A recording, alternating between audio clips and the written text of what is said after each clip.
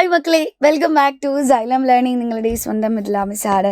So കുറച്ച് വൈകിയെങ്കിലും നിങ്ങളുടെ അടുത്തേക്ക് നമ്മുടെ സൊല്യൂഷൻസ് എന്ന ചാപ്റ്ററിൻ്റെ ഫുൾ ചാപ്റ്റർ റിവിഷൻ വീഡിയോ ആയിട്ടാണ് 10 മിനിറ്റ് കൊണ്ട് ഫുൾ ചാപ്റ്റർ മിസ് നിങ്ങൾക്ക് പഠിപ്പിച്ചു തരുന്നതായിരിക്കും. അപ്പോൾ മക്കളെ, ഒരു സൊല്യൂഷൻ എന്ന് പറഞ്ഞാൽ എങ്ങനെയാണ് ഫോം ചെയ്യുക? ഒരു സൊല്യൂട്ടും സോൾവെൻറ്റും ചേർന്ന് കഴിഞ്ഞാലാണ്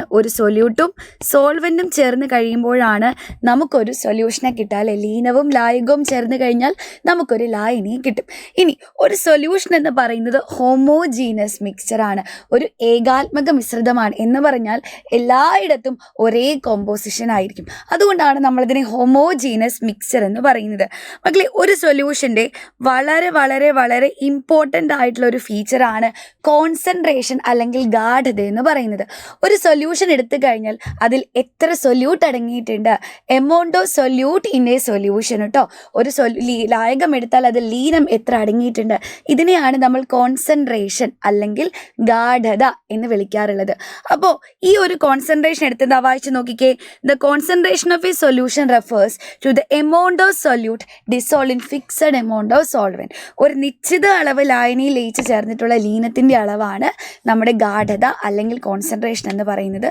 അപ്പോൾ സൊല്യൂട്ടിൻ്റെ അളവ് കൂടുതലാണെങ്കിൽ അതിനെ നമുക്ക് കോൺസെൻട്രേറ്റഡ് സൊല്യൂഷൻ എന്നും, സൊല്യൂട്ടിൻ്റെ അളവ് കുറവാണെങ്കിൽ അതിനെ നമുക്ക് ഡൈല്യൂട്ട് സൊല്യൂഷൻ എന്നും വിളിക്കാം. ലീനത്തിൻ്റെ അളവ് കുറവാണെങ്കിൽ നേർത്ത ലായനി എന്നും, ലീനത്തിൻ്റെ അളവ് കൂടുതലാണെങ്കിൽ നമ്മൾ അതിനെ ഗാഢലായനി എന്നും വിളിക്കാറുണ്ട്. അപ്പോൾ എങ്ങനെയാണ് ഒരു ഗാഢതയെ നമുക്ക് എക്സ്പ്രസ് ചെയ്യാൻ പറ്റുക? ഇങ്ങനെ പറഞ്ഞാൽ പോരല്ലോ, നമുക്ക് മാത്തമാറ്റിക്കലി കാണിക്കണം, ഒരു ഇക്വേഷനൊക്കെ വെച്ച് കാണിക്കണം. അപ്പോൾ ഒരു സൊല്യൂഷനിലെ കോൺസെൻട്രേഷൻ അളക്കാൻ വേണ്ടി നമ്മൾ ഉപയോഗിക്കുന്ന മെത്തേഡാണ് മാസ് പെർസെൻറ്റേജ് അല്ലെങ്കിൽ ഗാഢത എന്ന് പറയുന്നത്. മാസ് പെർസെൻറ്റേജ് കണ്ടുപിടിക്കാൻ വളരെ സിമ്പിളാണ്. So mass percentage is equal to mass of solute divided by mass of solution into 100 ചെയ്താൽ മതി. അതായത് ലീനത്തിൻ്റെ മാസിനെ ലായനിയുടെ മാസ് കൊണ്ട് ഡിവൈഡ് ചെയ്യുക, 100 കൊണ്ട് ഗുണിക്കുക. ഇങ്ങനെയാണ് നമ്മൾ മാസ് പെർസെൻറ്റേജ് കണ്ടുപിടിക്കുക. സോ അങ്ങനെയാണെങ്കിൽ മക്കളെ, നമുക്കൊരു ചോദ്യം ചെയ്ത് നോക്കാം. 10 ഗ്രാം കോമൺ സാൾട്ട് 90 ഗ്രാം വാട്ടറിൽ ഡിസോൾവ് ചെയ്തിട്ടുണ്ട്. അങ്ങനെയാണെങ്കിൽ മാസ് പെർസെൻറ്റേജ് കണ്ടുപിടിക്കുക. അപ്പോൾ ഇവിടുത്തെ സോൾട്ട്, എൻ്റെ കുഞ്ഞുങ്ങളൊരു കാര്യം ഓർത്തി വെക്കണം, കുറഞ്ഞ അളവിലുള്ള ആൾ ലീനമായിരിക്കും. നമുക്ക് ലീനവും ലായകവും കണ്ടുപിടിക്കാനുണ്ട് അല്ലേ. സോ കുറഞ്ഞ അളവിലുള്ള ആളായിരിക്കും നമ്മുടെ ലീനം അല്ലെങ്കിൽ സൊല്യൂട്ട് എന്ന് പറയുന്നത്. കൂടിയ അളവിലുള്ള ആളായിരിക്കും നമ്മുടെ സോൾവെൻറ്റ് അല്ലെങ്കിൽ ലായകം എന്ന് പറയുന്നത്. ഒരു അക്വസ് സൊല്യൂഷൻ ആണെങ്കിൽ, ഒരു ജലീല ലായനി ആണെങ്കിൽ, എപ്പോഴും വാട്ടർ ഉണ്ടെങ്കിൽ എപ്പോഴും സോൾവെൻറ്റ് എന്ന് പറയുന്നത് വാട്ടർ ആയിരിക്കും. ഓക്കെ അല്ലേ. അപ്പോൾ ഇവിടെ കോമൺ സോൾട്ട് അല്ലെങ്കിൽ ഉപ്പുണ്ട്, അതാണ് നമ്മുടെ സൊല്യൂട്ട്. സോ സൊല്യൂട്ടിൻ്റെ മാസ് എന്ന് പറയുന്നത് ഇവിടെ തന്നിട്ടുണ്ട് അല്ലേ. ലീനത്തിൻ്റെ മാസ് എത്രയാ? 10 ഗ്രാം ആണ്. ഇനി മക്കളെ, 90 ഗ്രാം വാട്ടർ എന്ന് പറഞ്ഞിട്ടുണ്ട്. അപ്പോൾ വാട്ടർ എന്ന് പറയുന്നത് ഇവിടുത്തെ ആരാ? സോൾവെൻ്റ് ആണ്. സോ സോൾവെൻറ്റിൻ്റെ മാസ് അല്ലെങ്കിൽ ലായകത്തിൻ്റെ മാസ് തന്നിട്ടുണ്ട്, 90 ഗ്രാം ആണ്. മാസ് പെർസെൻറ്റേജ് കണ്ടുപിടിക്കാം. നമ്മുടെ ഇക്വേഷൻ എന്താ? ലീനത്തിൻ്റെ മാസിനെ ലായനിയുടെ മാസ് കൊണ്ട് ഡിവൈഡ് ചെയ്യുക അല്ലേ. സൊല്യൂട്ടിൻ്റെ മാസ് ഡിവൈഡഡ് ബൈ സൊല്യൂഷൻ്റെ മാസാണ്. സൊല്യൂട്ടിൻ്റെ മാസ് 10 ഗ്രാം ആണ്. ഇനി സൊല്യൂഷൻ്റെ മാസ് എത്രയാ? ഈ 90 ഗ്രാം ആണോ? അല്ല, ഈ 90 എന്ന് പറയുന്നത് സോൾവെൻറ്റിൻ്റെ മാസമാണ്. ഒരു സൊല്യൂഷൻ എന്ന് പറയുമ്പോൾ അവിടെ സൊല്യൂട്ടും ഉണ്ട് സോൾവെൻറ്റും ഉണ്ട്. സോ 2 പേരുടെയും കൂടെ മാസ് കൂട്ടുമ്പോഴാണ് നമുക്ക് സൊല്യൂഷൻ്റെ മാസ് കിട്ടുക. ഓക്കെ, അപ്പോൾ സൊല്യൂഷൻ്റെ മാസ് കിട്ടണമെങ്കിൽ 10 + 90 ചെയ്യണം. 10 എന്ന് പറയുന്നത് ലീനത്തിൻ്റെ മാസാണ്, 90 എന്ന് പറയുന്നത് ലായകത്തിൻ്റെ മാസാണ്. ഇത് രണ്ടും കൂടെ കൂട്ടുമ്പോൾ ലായനിയുടെ മാസ് കിട്ടും. ഇൻറ്റു 100 ചെയ്യുക അല്ലേ. അപ്പോൾ 10/100 ഇൻറ്റു 100, 100 വെട്ടിപ്പോകും. സോ 10% എന്ന് കിട്ടും. അപ്പോൾ ഈ സൊല്യൂഷൻ്റെ മാസ് പെർസെൻറ്റേജ് എന്ന് പറയുന്നത് 10% ആണ്. ഇത് ഇമ്പോർട്ടൻ്റ് ആയിട്ടുള്ളൊരു ടോപ്പിക്കാണ് കേട്ടോ. അങ്ങനെയാണെങ്കിൽ മക്കളെ, നമുക്ക് വളരെ ഇമ്പോർട്ടൻ്റ് ആയിട്ടുള്ളൊരു ടോപ്പിക്ക് പഠിക്കാം, പൂരിത ലായനി അല്ലെങ്കിൽ സാറ്റുറേറ്റഡ് സൊല്യൂഷൻ. മക്കളെ, അതായത് ഒരു സോൾവെൻറ്റ് നമ്മൾ എടുത്തു. ഇപ്പം നമ്മളൊരു ബീക്കറിലേക്ക് ഒരു 100 ml സോൾവെൻ്റ് എടുത്തു എന്ന് വിചാരിക്കുക. 100 ml സോൾവെൻ്റ് എടുത്തു, 100 ml ലായകം എടുത്തു എന്ന് വിചാരിക്കാം. ഈ 100 ml സോൾവെൻറ്റിലേക്ക് നമ്മളൊരു 10 ഗ്രാം സൊല്യൂട്ടിനെ മാക്സിമം ഡിസോൾവ് ചെയ്യിച്ചു. ഓക്കെ, അപ്പോൾ ഒരു ഡെഫിനിറ്റ് എമൗണ്ട് സോൾവെൻറ്റിൽ, ഒരു നിശ്ചിത അളവ് ലായകത്തിൽ പരമാവധി ലീനം ലയിച്ച് ചേർന്നു. മാക്സിമം 10 ഗ്രാമേ പറ്റുള്ളൂ. പിന്നെ എത്ര ശ്രമിച്ചിട്ടും നമുക്കിവിടെ സൊല്യൂട്ടിനെ ഡിസോൾവ് ചെയ്യിക്കാൻ പറ്റുന്നില്ല. അപ്പോൾ മാക്സിമം സൊല്യൂട്ട് ഡിസോൾവ് ചെയ്താൽ കിട്ടുന്ന ആളാണ് പൂരിത ലായനി അല്ലെങ്കിൽ സാറ്റുറേറ്റഡ് സൊല്യൂഷൻ എന്ന് പറയുന്നത്. A solution obtained by dissolving maximum amount of solute. മക്കളെ, നിശ്ചിത താപനിലയിൽ പരമാവധി ലീനം ലയിച്ചു ചേർന്നാൽ കിട്ടുന്ന ആളാണ് പൂരിത ലായനി എന്ന് പറയുന്നത് കേട്ടോ. മാക്സിമം സൊല്യൂട്ട് ഡിസോൾവ് ആയി, ഇനി എത്ര ശ്രമിച്ചാലും സാധാരണ നിലയിൽ നോർമൽ കണ്ടീഷൻസിൽ നമുക്കിനി സൊല്യൂട്ടിനെ ഡിസോൾവ് ചെയ്യിക്കാൻ പറ്റില്ല.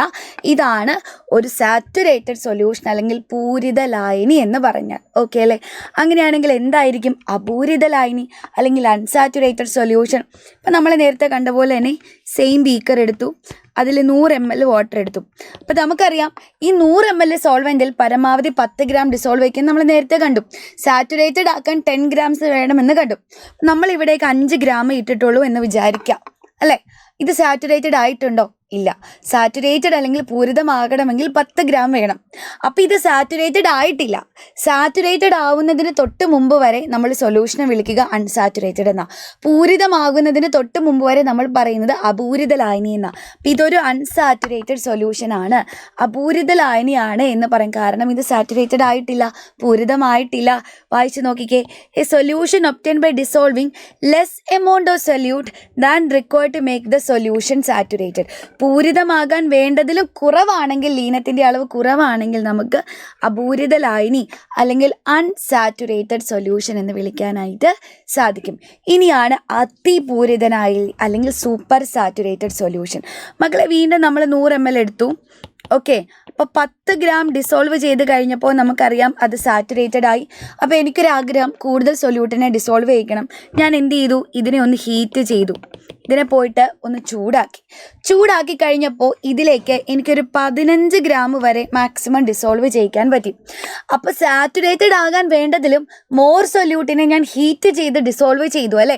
പൂരിതമാകാൻ വേണ്ടതിലും കൂടുതൽ ലീനത്തെ ഞാൻ ഇതിലേക്ക് ചൂടാക്കി ലയിപ്പിച്ച് ചേർത്തിട്ടുണ്ട്. സോ പൂരിതമാകാൻ വേണ്ടതിലും കൂടുതൽ ലീനം അടങ്ങിയിട്ടുണ്ടെങ്കിൽ അതാണ് അതിപൂരിത ലായനി. സാറ്റുറേറ്റഡ് ആകാൻ വേണ്ടതിലും മോർ എമൗണ്ട് ഓഫ് സൊല്യൂട്ട് ഉണ്ടെങ്കിൽ അതിനെ നമുക്ക് സൂപ്പർ സാറ്റുറേറ്റഡ് സൊല്യൂഷൻ എന്ന് വിളിക്കാനായിട്ട് സാധിക്കും. ക്ലിയർ ആണോ? വളരെ ഇമ്പോർട്ടൻ്റ് ആണ് കേട്ടോ. വെരി വെരി വെരി ഇമ്പോർട്ടൻ്റ് ആണ്. ഈ 3 ഡെഫിനിഷനും എൻ്റെ കുഞ്ഞുങ്ങൾ അറിഞ്ഞിരിക്കും. നിങ്ങളൊരു ഡെഫിനിഷനായിരിക്കും ചോദിക്കുക, അല്ലെങ്കിൽ ഡിഫറൻഷ്യേറ്റ് ചെയ്യാനായിട്ടായിരിക്കും ചോദിക്കുക. ഇനി അടുത്തതായിട്ട് നമ്മൾ നോക്കുന്നതാണ് മക്കളെ സോലിബിലിറ്റി അല്ലെങ്കിൽ ലേയത്വം എന്ന് പറയുന്നത്. The amount of solute in grams required to saturate 100 gram of a solvent. അതായത് മക്കളെ, നമ്മളൊരു 100 ഗ്രാം സോൾവെൻ്റ് എടുത്തു എന്ന് വിചാരിക്കുക. 100 ഗ്രാം ലായകം നമ്മൾ എടുത്തിട്ടുണ്ട്. ഈ 100 ഗ്രാം ലായകത്തിലേക്ക് നമ്മൾ നേരത്തെ കണ്ടു 10 ഗ്രാം സൊല്യൂട്ട് മാക്സിമം ആഡ് ചെയ്യാൻ പറ്റും. 10 ഗ്രാം ആഡ് ചെയ്യുമ്പോൾ സാറ്റുറേറ്റഡ് ആവും, പൂരിതമായിട്ട് മാറും അല്ലേ? അപ്പോൾ 100 ഗ്രാം സോൾവെൻറ്റിനെ സാറ്റുറേറ്റഡ് ആക്കാൻ എത്ര എമൗണ്ട് സൊല്യൂട്ട് ഡിസോൾവ് ആയോ, അല്ലെങ്കിൽ ഒരു 100 ഗ്രാം സോൾവെൻറ്റിൽ മാക്സിമം എത്ര സൊല്യൂട്ട് ഡിസോൾവ് ആകും, അതിനെയാണ് നമ്മൾ സോലിബിലിറ്റി എന്ന് പറയുക. ഒരു 100 ഗ്രാം ലായകത്തിൽ പരമാവധി എത്ര ലീനം ലയിച്ചു ചേരും, അതിനെ നമുക്ക് സോലിബിലിറ്റി അല്ലെങ്കിൽ ലേയത്വം എന്ന് പറയാനായിട്ട് സാധിക്കും. സോ ഈ സോലിബിലിറ്റിയെ ഫേവർ ചെയ്യുന്ന 2 ഫാക്ടേഴ്സ് ഉണ്ട്. ഒന്ന് ടെമ്പറേച്ചറാണ്, മറ്റേത് മക്കളെ സോൾവെൻറ്റിൻ്റെയും സൊല്യൂട്ടിൻ്റെയും നേച്ചറാണ് കേട്ടോ.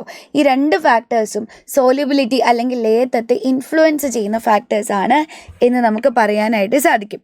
സോ ഇനി നമുക്ക് നോക്കാനുള്ളത് true solutions, colloid and suspension എന്ന് പറയുന്ന ആൾക്കാരാണ്.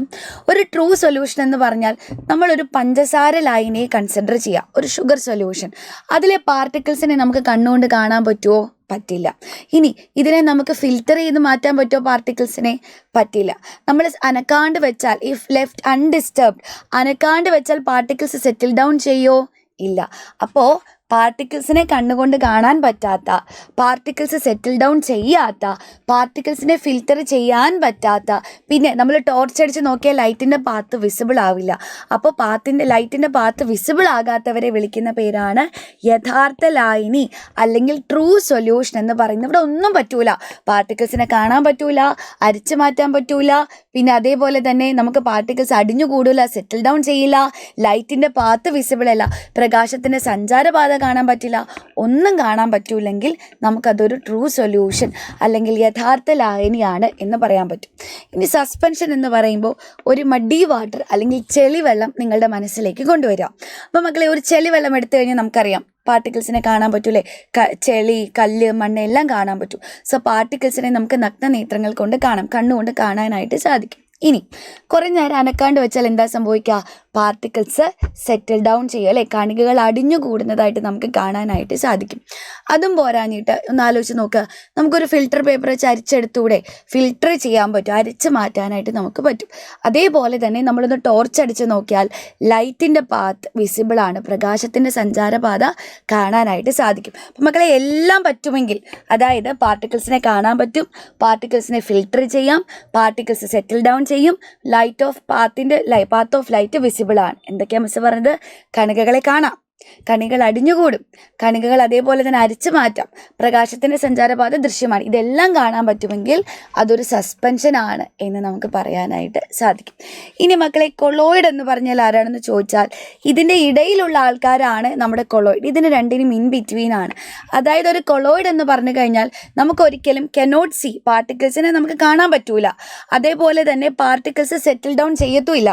പാർട്ടിക്കിൾസിനെ കാണാൻ പറ്റൂല, പാർട്ടിക്കിൾസിനെ ഫിൽട്ടർ ചെയ്യാൻ പറ്റൂല, പാർട്ടിക്കിൾസ് സെറ്റിൽ ഡൗൺ ചെയ്യില്ല. പക്ഷേ ഇവിടെ പാത്ത് ഓഫ് ലൈറ്റ് വിസിബിൾ ആണ്.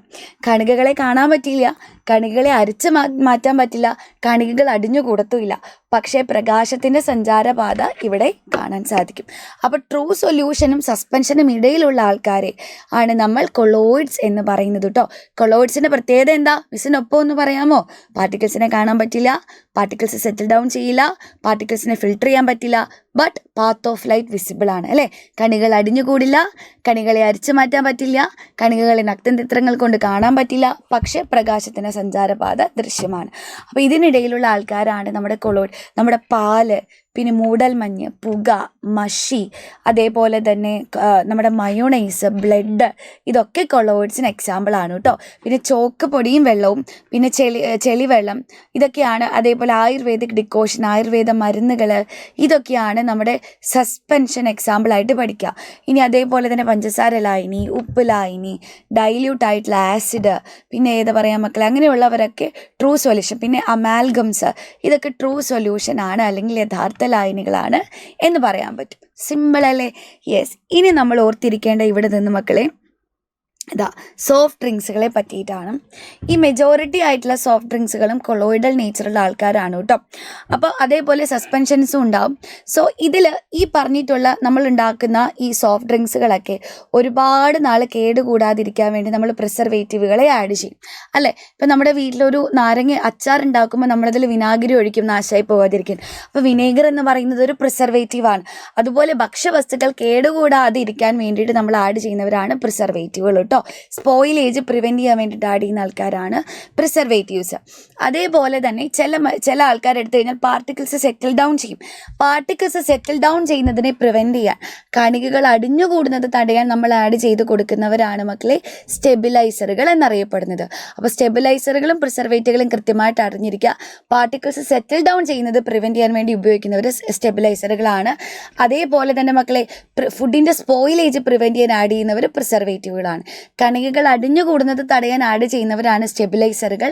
പിന്നെ അതേപോലെ ആഹാര പദാർത്ഥങ്ങൾ നാശമായി പോകുന്നത് തടയാൻ വേണ്ടി ഉപയോഗിക്കുന്ന ആൾക്കാരാണ് പ്രിസർവേറ്റീവുകൾ. ഇനി അതിനെ കുറച്ച് എക്സാമ്പിൾസ് നമുക്ക് പഠിക്കാനുണ്ട്. ഈ എക്സാമ്പിൾസ് ഇവിടെ ഇമ്പോർട്ടൻ്റ് ആണ് കേട്ടോ. ടാർട്രസിൻ എന്ന് പറയുന്ന ആൾ കളറിങ് ഏജൻറ്റ്, മഞ്ഞ നിറം കൊടുക്കാനാണ്. എറിത്രോസിൻ റെഡ് കളറാണ്. ഇൻഡിഗോ കാരമൻ ബ്ലൂ കളറാണ്. വാനിലിൻ ടേസ്റ്റ് എൻഹാൻസർ ആണ്. ഫോസ്ഫോറിക് ആസിഡ് സോർ ടേസ്റ്റ്, പുളിരുചി വരാൻ വേണ്ടിയിട്ട്. അലൈൽ ഹെക്സനോയിഡ് മണം വരാൻ, പൈനാപ്പിളിൻ്റെ മണം വരാൻ. സോഡിയം ബെൻസോയേറ്റ് ഈസ്റ്റ് ഫംഗസ് ഒക്കെ വരുന്നത് തടയാൻ വേണ്ടിയിട്ടാണ്. സോർബിക് ആസിഡ് ഫംഗസിനെ പ്രിവെൻറ്റ് ചെയ്യാൻ വേണ്ടിയിട്ടാണ്. ഈ ഒരു ടേബിൾ കൃത്യമായിട്ട് അറിഞ്ഞിരിക്കാൻ മാച്ച് ദ ഫോളോയിങ് ഒക്കെ ആയിട്ട് ചോദിക്കാറുണ്ട് കേട്ടോ. സോ ഇത്രയേ ഉള്ളൂ നമ്മുടെ സൊല്യൂഷൻസ് എന്ന് പറയുന്ന ചാപ്റ്റർ. 8ാം ക്ലാസ്സിൽ ഓൾറെഡി പഠിച്ചത് കൊണ്ട് തന്നെ വളരെ സിമ്പിളായിട്ട് എൻ്റെ കുഞ്ഞുങ്ങൾക്ക് പഠിക്കാൻ പറ്റുന്ന ഒരു ഈസി ചാപ്റ്ററാണ്. സോ എല്ലാവർക്കും ക്ലിയറായി എന്ന് വിശ്വസിക്കുന്നു. അപ്പോൾ മക്കളെ, സുഖമില്ലാത്തത് കൊണ്ടാണ് നിങ്ങളുടെ അടുത്തേക്ക് ഓടി എത്താൻ പറ്റാതെ ഇരുന്നത് കേട്ടോ. അപ്പോൾ കൃത്യം 7:30 ലൈവിൽ നമുക്ക് വീണ്ടും കാണാം. അപ്പോൾ ലൈവ് ആരും മിസ് ചെയ്യരുത്. എല്ലാ ചാപ്റ്ററും ഒന്നിച്ച് നമ്മൾ റിവൈസ് ചെയ്യുകയാണ്. അപ്പം കുറച്ച് ക്വസ്റ്റ്യൻസൊക്കെ നമുക്ക് ചെയ്യണം. സോ ലൈവിൽ കാണാം. ബൈ.